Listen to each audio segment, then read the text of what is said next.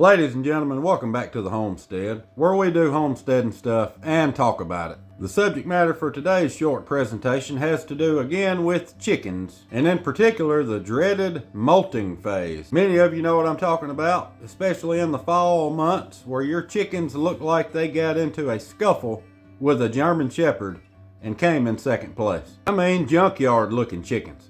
And not only do they look like they're half plucked already, but they stopped laying eggs. I call this henopause. And now you're depressed because you have ugly chickens that don't lay any eggs. If this sounds like you, hearken unto my words, that your depression may be short and your egg basket never run dry. Molting is a natural process that takes place in the fall where the chickens shed their old damaged warm weather feathers in order to put on those new big fluffy feathers that they really need in the wintertime. This normally takes anywhere from 4 to 6 weeks, but could take much longer if you don't know the simple little tip that I'm about to share with you. It's important to know that chicken feathers are made of a protein called keratin. It's the same protein that makes up our fingernails and beard hair. So the simple answer, if I could boil the molting phase solution down into one word, it would be this: protein. In my opinion, a chicken's diet should be comprised of at least 16% protein, but during the molt, this is really not enough because they're using all their nutritional resources to put on new feathers instead of putting new eggs in the basket.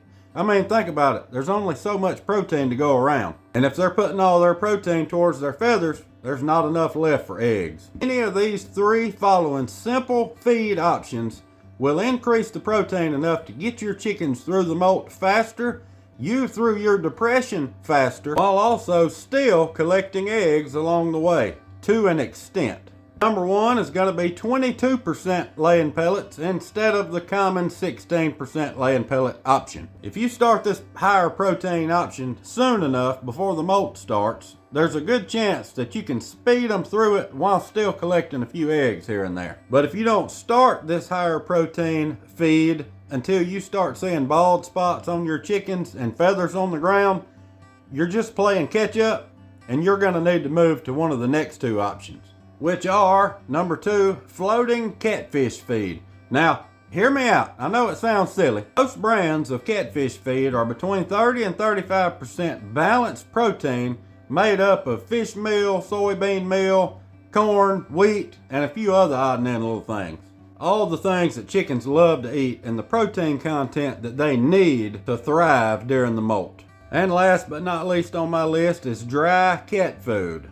Much like the catfish food, it's small enough that they can handle it without giving them any kind of digestion issues, and it's also up around the 30% mark in terms of protein. Where dry cat food shines is it's probably more readily available to you than floating catfish feed is.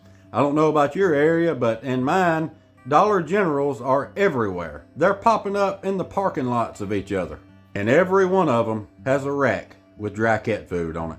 Obviously, this is not an exhaustive list of the high protein chicken feed options that you can use, but it should be plenty enough to get your girls through the molt and you through your depression, while also scrambling an egg every now and then.